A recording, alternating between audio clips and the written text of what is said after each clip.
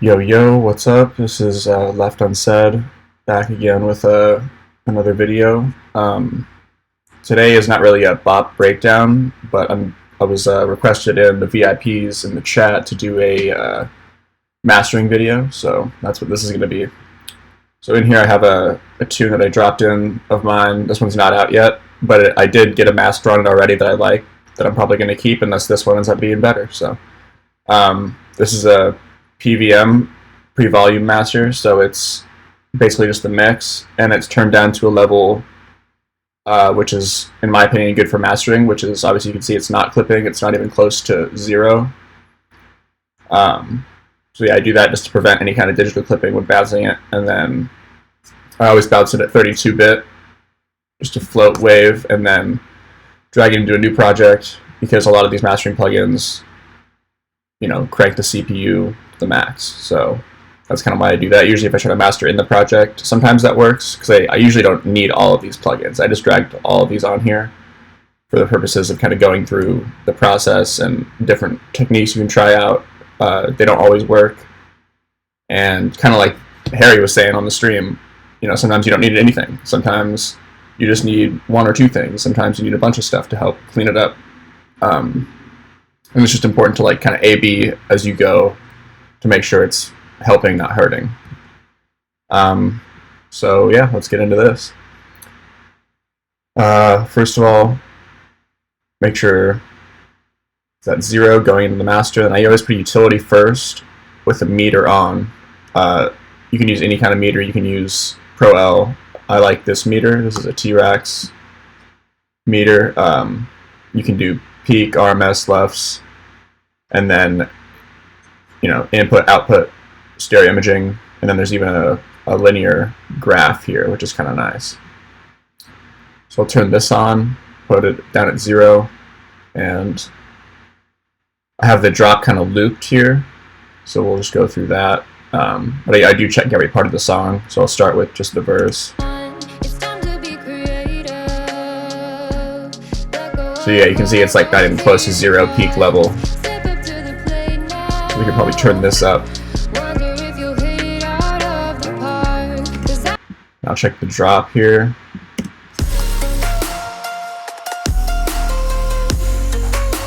Getting close. Could probably go a little more.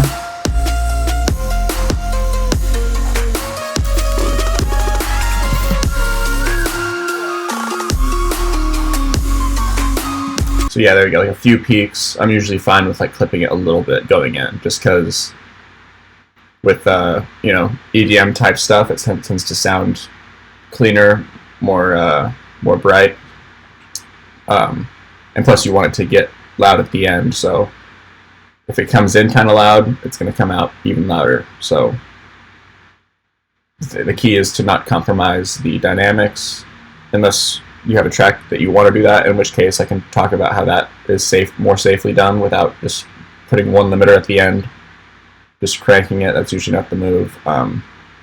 So yeah, we'll get into that. But as you can see, I've dragged on a lot of plugins already, just to kind of save myself from searching through my plugin folder. I just dragged in what I already know that I like and I tend to use on masters. So my theory behind it. Well, first let's talk about before you start mastering, which I already started to talk about but got distracted. So when you bounce it, I drag it in and then kind of align it to the grid, just so I can loop sections, and I always fade intros and outros just to prevent any kind of audio glitches or clicks at the end or start of a song. That's always annoying. I'm sure you guys probably already know that, but that's just something worth mentioning. And then obviously, before you get into mastering, just in the mix, I tend to do bus compression, group processing, stuff like that, just to help it be in a good place to start mastering. Because it's already, as you can tell, it's already kind of compressed. There's not a lot of gnarly peaks or anything, except for the drums. It's pretty much the only peaks in the drop here. So yeah, let's get into the signal flow. So obviously the order in which these occur is important. I'm sure you guys know that as well. My theory behind it is start with kind of cleaning up or tonal balancing with an EQ, going into compressors to help glue it together, and then boost and rearrange frequencies that need to get boosted or enhance certain elements. Like I have Imager, Exciter, this Brainworks plugin that's great for mid-side EQ, and then kind of boost even more with some other plugins, and then start limiting. And then if it's still not loud enough, there's some more you can do to help clean it up and push it even further. So I start with this Fletcher-Munson curve EQ, which I can drop this in the Discord. This is a thing that I made after looking up Fletcher-Munson curve on the internet. You can just find the specific frequency bands. So if I go 618, and I'll see the scale here. So if it was at 100, this is what Fletcher-Munson curve looks like on EQ8. So just off the bat, you can hear kind of a difference that it makes in the tone.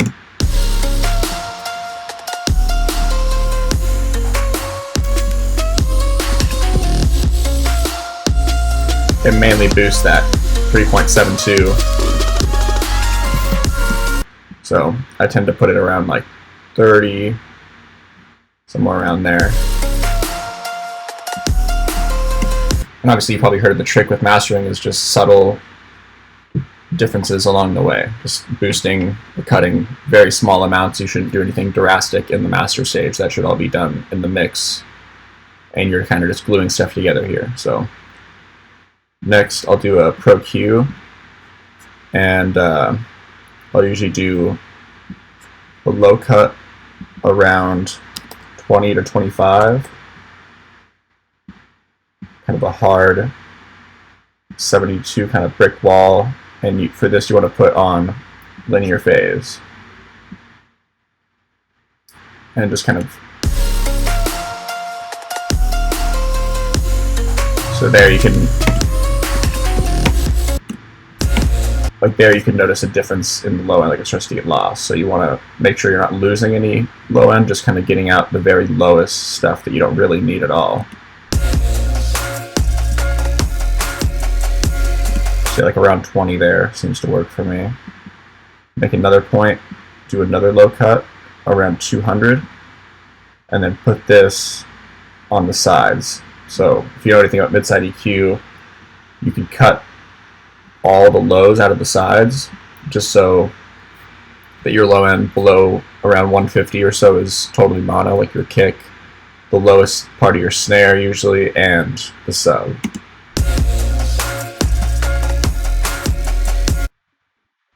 You can solo this.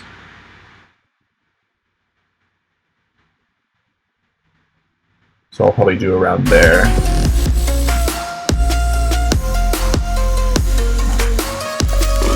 And then also at the stage, you can also kind of check for problematic frequencies just in the whole mix and duck those by about 1 or 2 dB.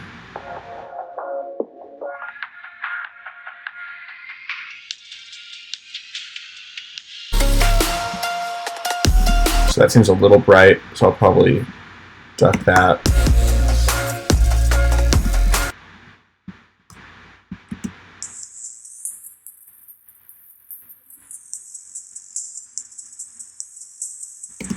Like that's around, like you can kind of see that peak there. That's like the peak of the hi-hats. You can kind of hear some of that bit crush on there. So duck that just a bit as well. And then we'll go into a little bit of compression. This is looks like I already loaded up the preset that I use for this. So this is like a, you know, slow-ish attack, really fast release, low ratio, and the key here is have the EQ on. I usually do around 3 to 500, just to prevent any like, because obviously if your kick and snare and sub even hit the compressor, it's gonna react really heavily. So with this, I kind of want a more even, flat response because I'm only doing 30% dry wet. So I usually try to get this to hit around 8 dB, so the makeup is about the same. So let's check.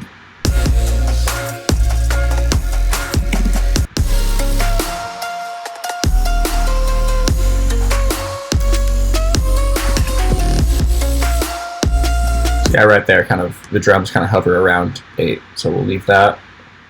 And as you may or may not really hear that, but that kind of just adds some parallel compression a little bit.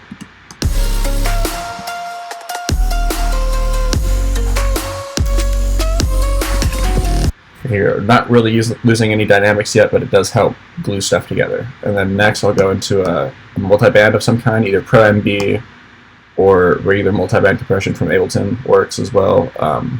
I just like this because there's kind of nice presets, and there's a little more control of the bands. You can kind of choose the size, and I guess you can do that in Ableton too, but I just like the look of this and the feel. So you should try to get the highs and the lows working together. So these two bands are linked, and then the mids are also linked.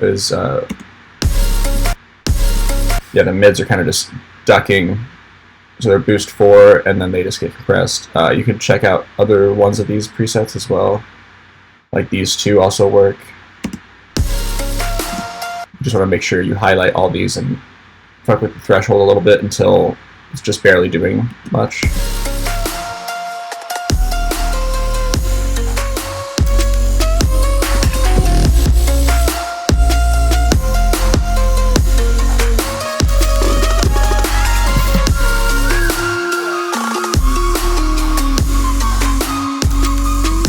Like around there, like it starts to get that low end curve, and the highs start to get squashed a little bit.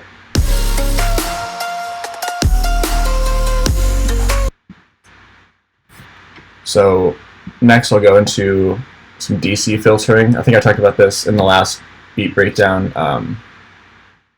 I haven't done any more research on it since then, but what I do know is that Ableton Saturator has a DC filter or option, which basically reduces your headroom, so it gives you more headroom in your low end in your whole master. So when you hit the limiter, the low end isn't as is taking up not as much room. So that's a good trick to know. Ableton Saturator works for me. There's also a free Melda plugin that has this as well, and then a Voxengo Elephant also has this.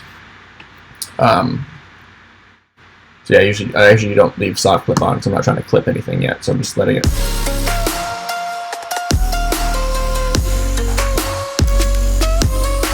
Yeah, it's hard to notice the audible difference with that, but it's more of just something to do with the low end by the time it hits the limiter. Next, so we've already went through some correction EQ, a little bit of compression, parallel compression, the DC filter, and then next I'll go into like kind of enhancing this. Meanwhile, I'll check the level that we're already at. It should be slightly higher than it already was.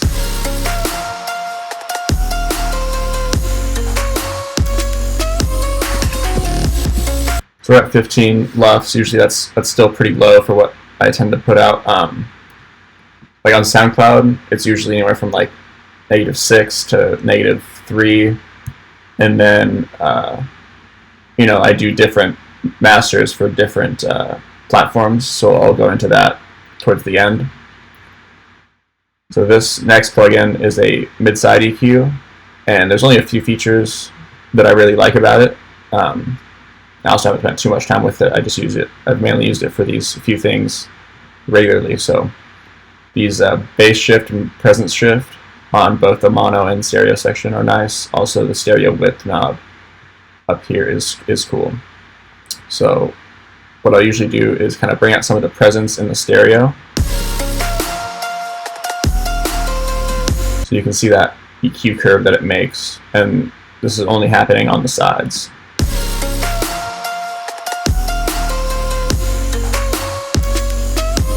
So give it a little bit, and then I'll duck out some of the bass.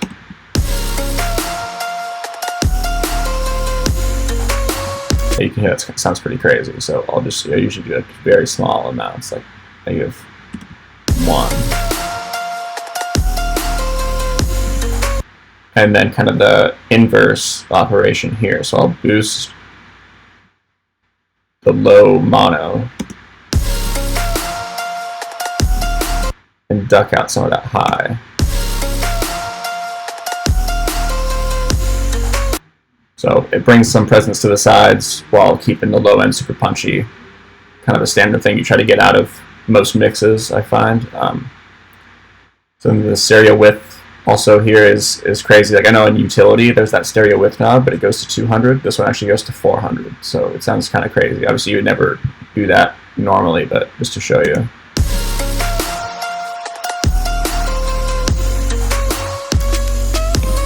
Sounds insane for sure. So I'll usually do like maybe 102, 104.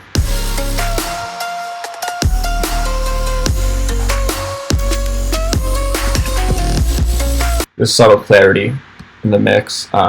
Next, maybe do some imaging. I might actually flip these around. And again, like I said, at the end of the day, you don't really need all of these. I'm just kind of doing, a standard thought process walkthrough of the way I usually go about it. And at the end, if this ends up being too much, then I'll take off some of the plugins that are not necessary, or go back and redo the chain a bit.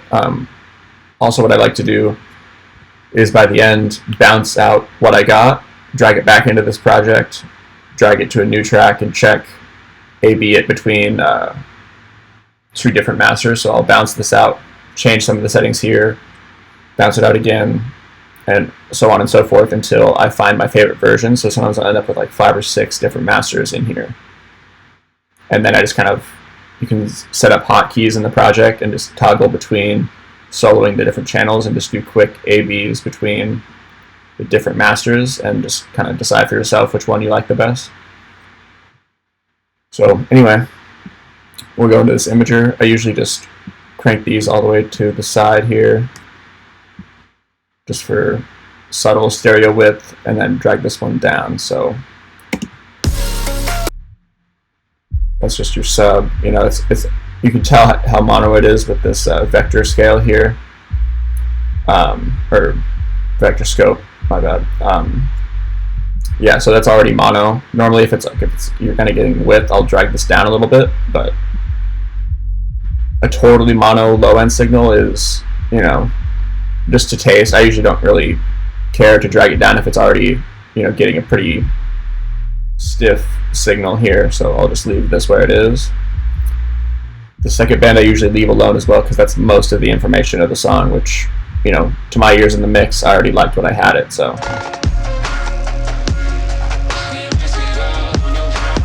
Yeah, works for me. I usually just mess with these two up here. So just add a little bit.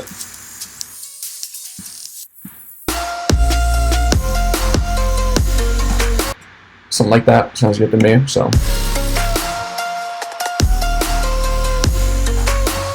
between this and this, just adding more definition to the stereoizing of the high end.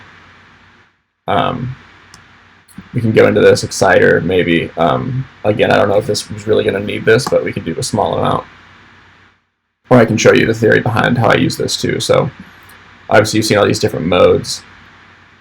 I usually use a warmer type of exciting or saturation for the lower bands, and a more harsh, kind of gritty stuff for the high end. So maybe like a dual triode up here, and like an analog or a tape. Yeah, I'll do the analog down here.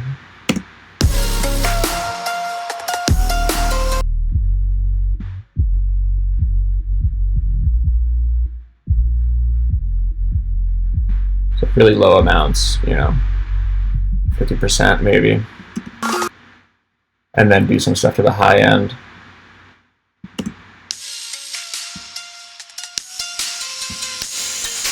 You can hear that starts to get pretty harsh. You don't really need that.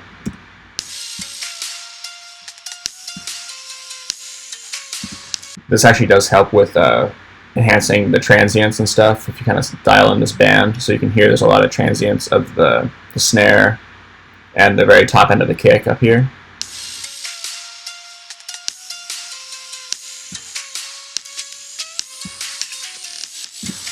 So that helps with those. Let's just kind of add some air to the top.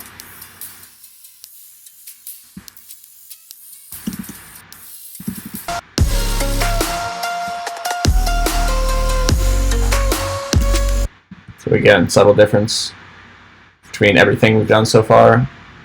All A, B, all of that. So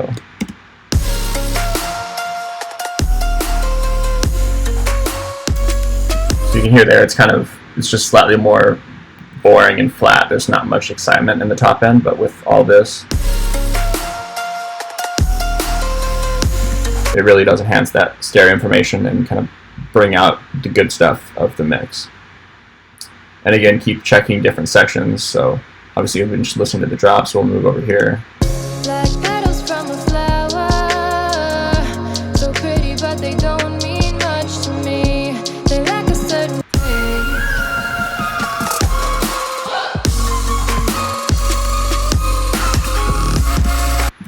Yeah, it sounds good throughout. Still not pushing it very far yet, so we'll get into that now. So I usually do this Oxford inflator for my first move of boosting stuff. This is a great plugin. I was talking about it in the chat yesterday. I was recommending it to Harry. I don't know if he ended up checking it out, but for any kind of bass-heavy mix or just stuff you want to get to sound fat, this is a great plugin. Actually, it's great for a mix that is pretty bare and sparse of elements, like an acoustic song. This can really add warmth and depth to any kind of mix, really. So I'll crank the dry wet, and the curve here is kind of like that saturator curve that you would see on a saturator or like a Trash 2 type plugin. So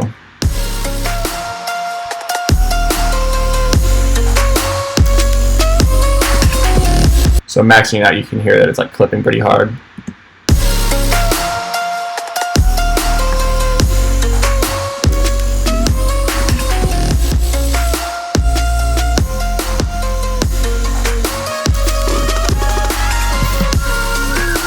So you can hear that's making a difference. It's enough of a difference to notice it, but not too much that it's going to start disintegrating the digital quality of the mix. So we'll move on. Another theory that is good to keep in mind, this particularly applies to making like swashed music, like if you ever listen to like dubstep or like drum and bass or it's really loud shit that still sounds clean, but it's louder than most stuff. The reason they can either get that is, or there's two ways that I found to get that, is just clipping the master. Simply put, it's just a loud mix and you're bouncing it with nothing on. Or use stage limit. So stage limiting is kind of an idea that you're going to put limiters throughout your mastering chain, maybe one to start, one halfway, a couple more at the end, and you're only doing like 1 or 2 dB pushes along the way while keeping a 0 dB output. So that way by the time you get to the end, there's been multiple limiters hitting it to not only squash it more, but it actually preserves the dynamics because you're not relying on one limiter to do all the work. For this, I want to keep the dynamics because you can hear the sounds. There's a lot of plucks, a lot of transient type things. So I would prefer if the mix were to stay that way somewhat. So there's a lot of like dry perks and snappy drums with a lot of and all the drop synths are plucks mostly. So I would like for this particular mix to keep the dynamics, so that's why I'm not putting limiters throughout or starting with a limiter. But just know that's a good technique to keep in mind if that is your end goal. So so next is this multi-band limiter that I already pulled up a setting that I like. With this keep control setting, which basically just focuses the low end, and I set it to just mid. So I'm just limiting the mids and just the low end of that. So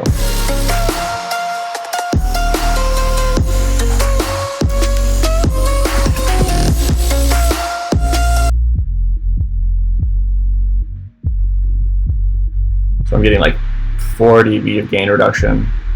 That might be a bit much. Like yeah, like 1, like 2. I'm looking for like a 2 on a peak. Yeah, that works. I'll bypass the rest of these.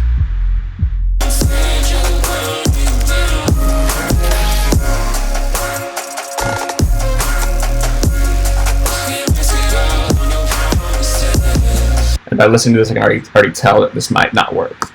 It kind of fucks with the dynamics of the mix a little bit, and I'm already not liking it too much, but just that is a good technique if you have a mid-side limiter. Pro L does not offer that, I don't think.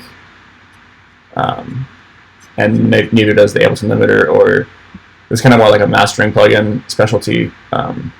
This T-Rex bundle is great. I use it for a lot of stuff. Much better than any of the Waves mastering stuff or stuff like that. Anyways, we'll leave it on for now, but I can already tell that it's probably not something I want to keep. Next is another limiter. This is actually a kind of a interesting plugin. It has multi-band EQ, multi-band limiting, and the bands are controlled by numerical values. So this is called Elevate by Newfangled Audio. It's a true peak limiter with filtering, and you can see all these filters correspond to this kind of EQ range. So all these numbers are on the frequency spectrum. This is a limiter, so you can limit more specific frequencies individually, which I think is really cool. Like, most plugins don't offer this. And this is a transient shaper, individual bands, and then there's even a clipper at the end. So this is a super sick plugin. It wasn't cheap, and I've had it for a while. And I mainly use it for mastering for other people's music, and I use it for my own too. But I've just noticed that if you're trying to salvage a mix, this plugin is really good for that. If you don't have access to the actual project itself to clean it up in the mix, and you just need to do it all in one plugin, this is definitely the plugin for that. With this transient band, you can I'll find where the kick's hitting. In this case, it was around 61. And you can find where the snare's hitting. In this case, it was 678, and you can literally just go to this filter bank and type in a frequency, and it'll go right to that. And these numbers correspond to every other element around here. So you can see on this limiter, I pulled down around 4K a little bit, made a little dip, and then also around almost 10K, pulled down a little more, and then 20K as well, just because the harshness started to become an issue. So I wanted to be able to control that individually, not just with a shelf EQ. I'm actually limiting the high end and his high mids more than the rest of the song.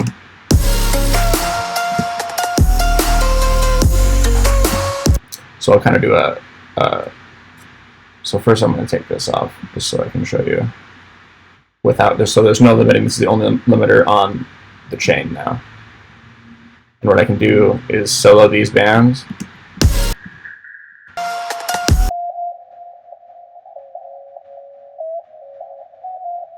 So you can hear the transient of the snare poking through there, or it's actually this one. This is the transient of the snare. And then this is the kick.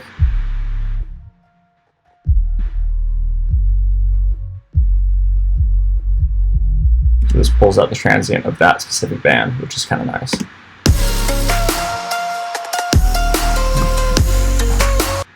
So next, there's a clipper, and you can drive this pretty hard.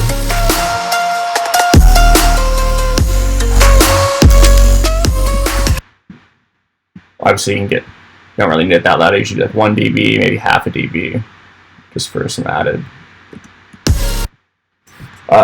digital distortion, just a little bit, but controlled. That's kind of the idea throughout this whole thing. Nothing too much. And also, as for the actual limiter itself, I just left it on 0. I'm not actually pushing it. You can. This is just like a normal limiter. So, and this has a really good true peak feature, but I've left it at 0. And this adaptive gain is kind of like a what do you call it? Like the Q of a compressor. So it's gonna kind of determine, or not the Q, sorry, the knee of the compressor, which is like the range that it allows for variation. So 2.5 dB is kind of like the ratio of variation that it's going to allow the limiter to work behind. So like if it's at 0, then it's going to be just a flat response. Just if you're doing 2.5 dB limiting, that's exactly what it's going to be. But if you do this, it kind of fluctuates. It'll take in consideration the transients, and it's kind of more like the over time readout on a limiter. So it takes into account like the LUFS or the RM. I think it goes off of RMS. So anyway, yeah, I usually leave that around like 2.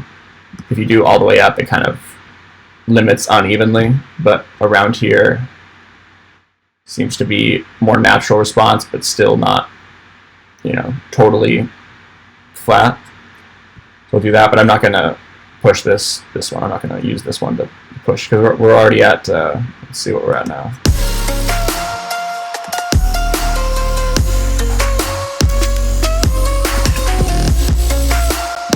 Like almost -12, which, if you're on Spotify, that's a good number. Apple Music as well, good number. So we're already at a close enough stage to where I don't feel I need to push it too hard with any one limiter.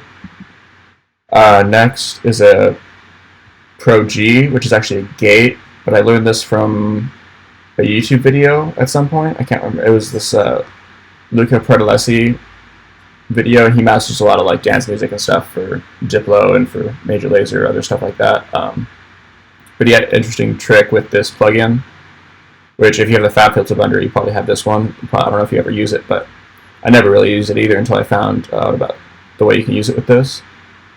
So the attack and release are set pretty short. The knees at 0 or at 2, I guess, and then the holds at 2 milliseconds. And the dry is all the way down. And then the range, 65 dB, and then just a small ratio, so it's just at 1.5.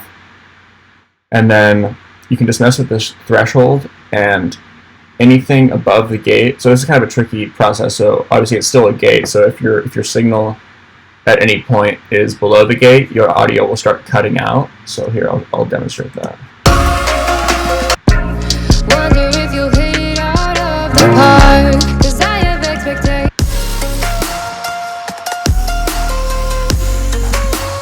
Like petals from a flower.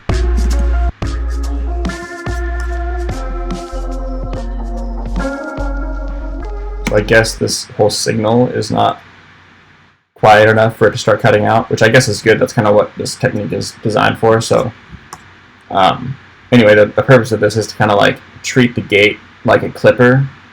So anything above the threshold is just going to get clipped off.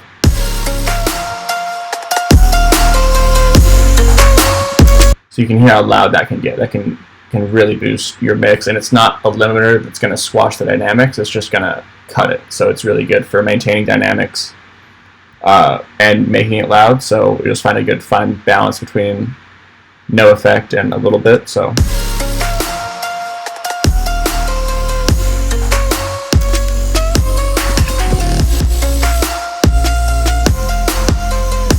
again, I'm usually looking for the peak reduction of any one plugin to be no more than like 2 or 3 at a time. So each plugin should have to do very little work. So it's just getting slowly but surely louder. That's kind of the idea with any mastering chain.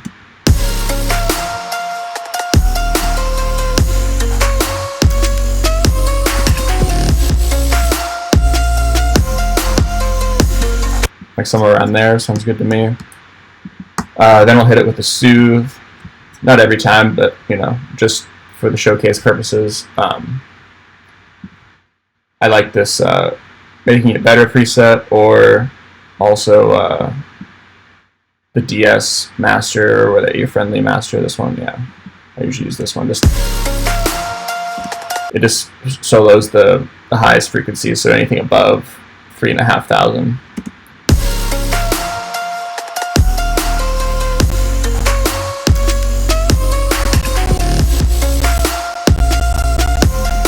So there we go. You can already see we're starting to peak the CPU. That's kind of why I do this in separate projects. And again, with the soothe, I don't want like big peaks to be hitting, so I'll usually fuck with the sharpness, the selectivity, and the depth. So I want the depth to be around -3 dB.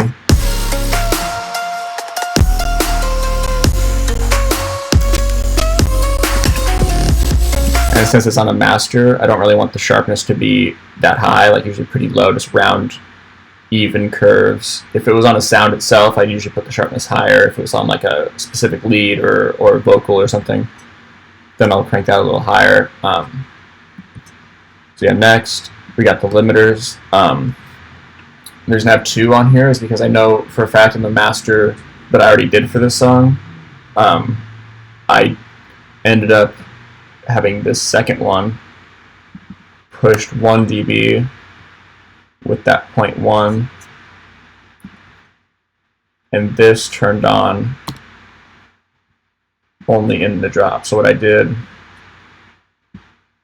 is put that there, and then at the end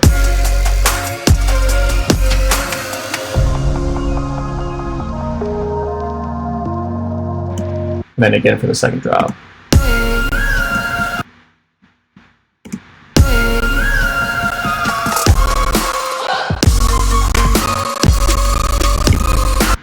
Yeah, I'm sorry for that.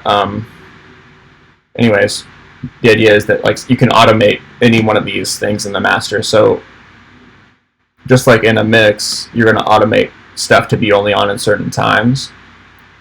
In the master, you can do the same thing. You're not always going to want the same volume throughout the track, and sometimes you want it to be pushed a little harder. Sometimes I'll make a rack with a dry-wet split. So what you can do is something like this. I'll have a Pro L. So we'll delete this one, and then say this one goes up 2, or maybe it just goes up 1. It's already down 0.1, and then I'll do an M saturator next to it. Well, actually, what I'll do is I'll make a chain and have the M saturator on this chain and the limiter on this chain. And then on the M saturator, I'll just kind of make it a less curve. Also make the output 0.1 and make sure enable clipping is checked.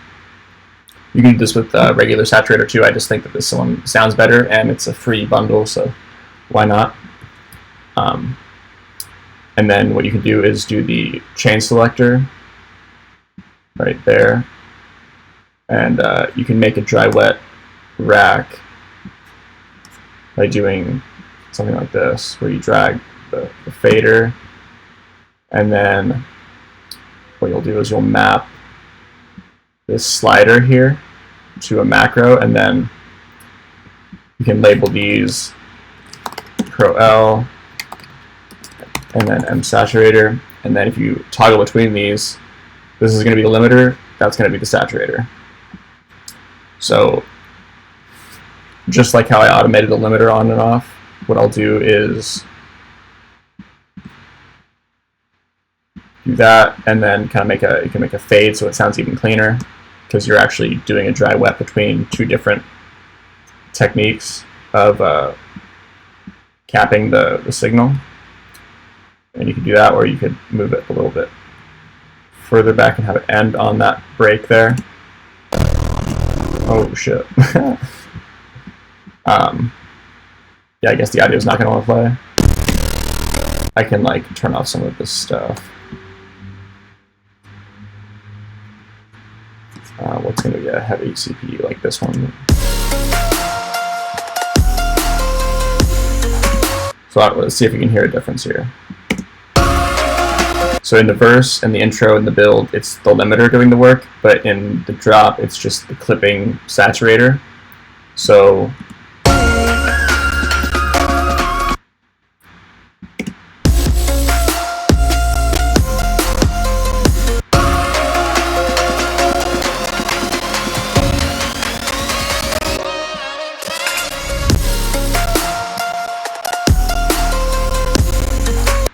yeah, it's still kind of laggy, but you can hear what I'm talking about. So sometimes that's nice to have different kinds of limiting going on in the song. So if the drop is really already squashed and powerful, you don't want to like, or say maybe you want to push it more, you could crank the output of the saturator a little bit.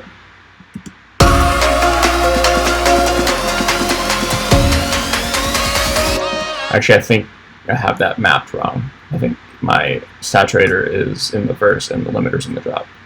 All you gotta do is switch these directions around.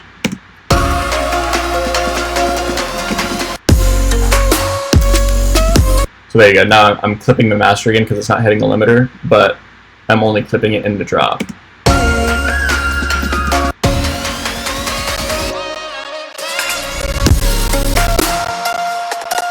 So forget the lag. You can hear that power that sweeps in where I automated that right here. So not only is there a volume change, but the limiter is actually going away and the saturator is coming in. So that's kind of a cool trick. I use that a good amount as well. And then, yeah, I'll just keep an eye on the tonal balance of everything. This is a good plugin. I think we're also talking about this in yesterday's chat.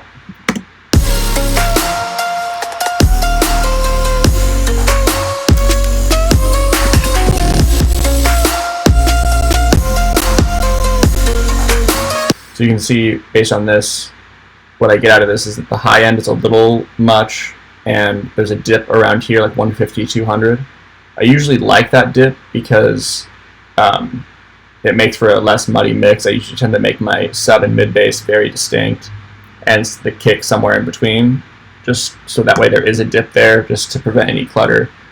But that also makes for a more sensitive high-end readout, so that's why you're going to get this. But if you listen to any music specifically like this, like if you pull in like a San Holo song maybe, or like any kind of brighter future bass, like if you drag in like a Flume tune, it would look the same because they're going to have a really detailed low end, not a lot of mud, and lots of bright synths and high vocals and a lot of stuff like that. So you're going to end up getting that kind of peak, but it's still not out of the range, so it's, you know, it's more or less okay in my opinion. And obviously use your ears more than a meter like this. Still a useful tool because you can drag in other songs and reference and just do it as a side-by-side comparison. And you can do that with a bunch of songs. It's definitely a nice thing. And then this last, just keep a meter on, like we were already checking it throughout. Now it's probably at a good volume to be ready to go.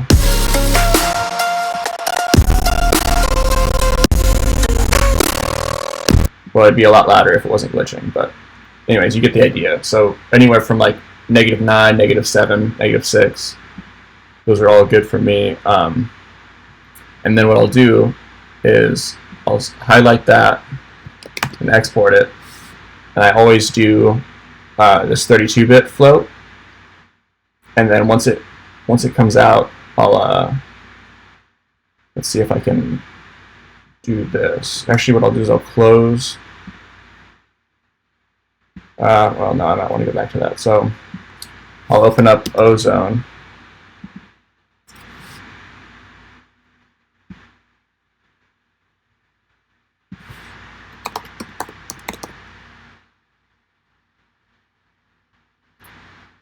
I'm just looking for my bounce of that song.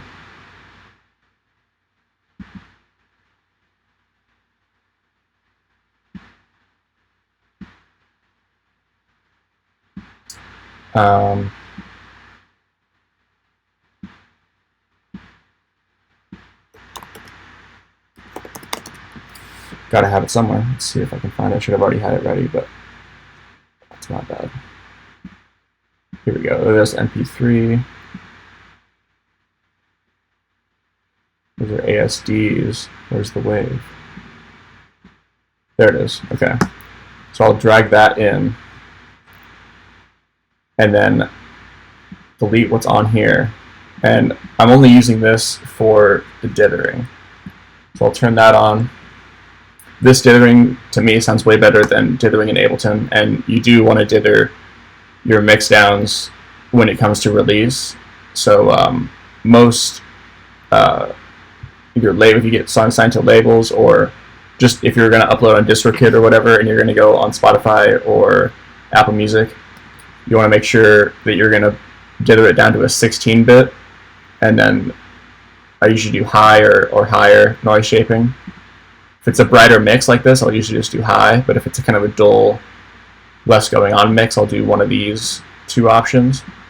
And all dithering is basically it inserts a noise oscillator into your mix to counteract what's lost in the bit reduction of the file. So instead of so if it didn't insert noise, it would sound kind of grainy and some kind of digital artifacts would be there, but the noise helps fill that in, and your goal is to make it sound the least noticeable as possible. So that's why I tend to use this higher quality dithering option as opposed to the Ableton one, just because it sounds slightly cleaner, and you spent so much time on the mix, you want to make sure that by the time it gets out that it's just as high quality. So 16-bit for all the platforms, and then also you can do an MP3 export as well. You can limit the peaks. This is another thing you can't do in the Ableton, so I'll usually limit the peaks. So that way, because I don't know if you've ever noticed, but if you export an MP3 in Ableton and drag it back in, you're actually going to be clipping again, because the way that it gets bit reduced, it allows for the true peak limiter is now not in effect, basically. So it's good to know that. So that way you can use this or something like this to help with that. And then there's something else I was going to talk about. Let's see. Oh yeah, so like obviously you guys already know about different platforms and different LUF meters. So Spotify is around like -14. So is Apple Music. YouTube is, I don't know, people talk shit about Spotify turning their music down, but I will say by far YouTube is the worst with that. I don't know what the actual LUF's limit is on YouTube, but I know it's a lot lower than all the other platforms. So the way to counteract that is by check the loudest part of the song, see what we're at here.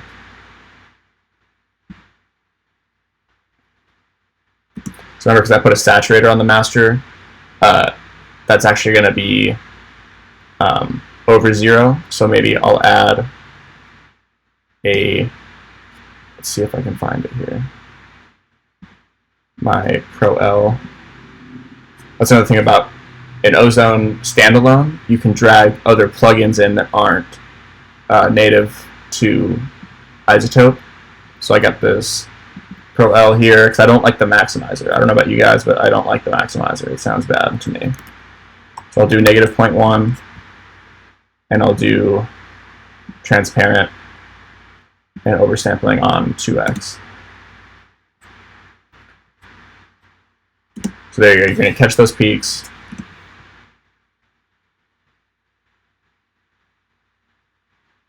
Now I'm at -0.1, and in order to get a LUFS readout that's suitable for any platform, all you have to do is turn down your output that's linked. So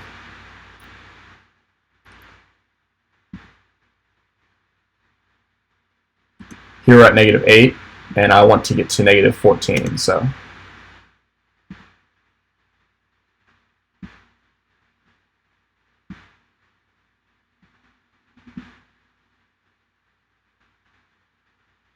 like there you go. So that's something that I would bounce that out, and then this is the file that I would use for YouTube. And for Spotify, I don't know. I've noticed, I've tried doing this, but sometimes my songs sound quieter when I try to match their limiter. So sometimes I'll go slightly above, like I'll go to like 12.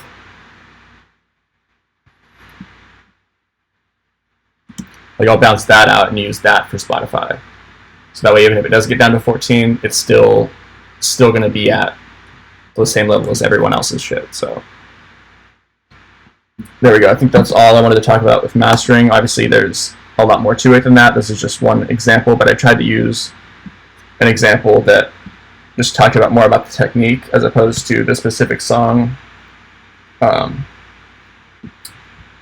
you can use a lot less of these plugins by all means. It's not gonna.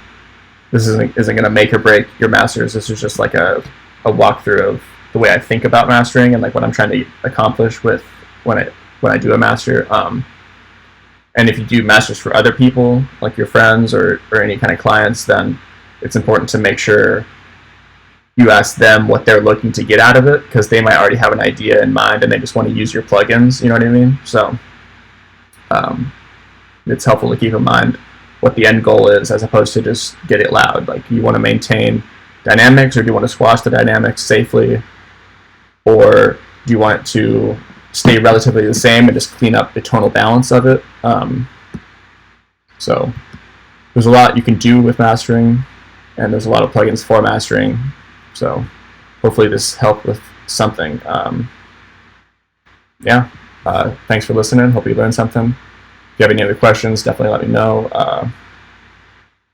And yeah, look forward to seeing you guys in the chat. Peace out.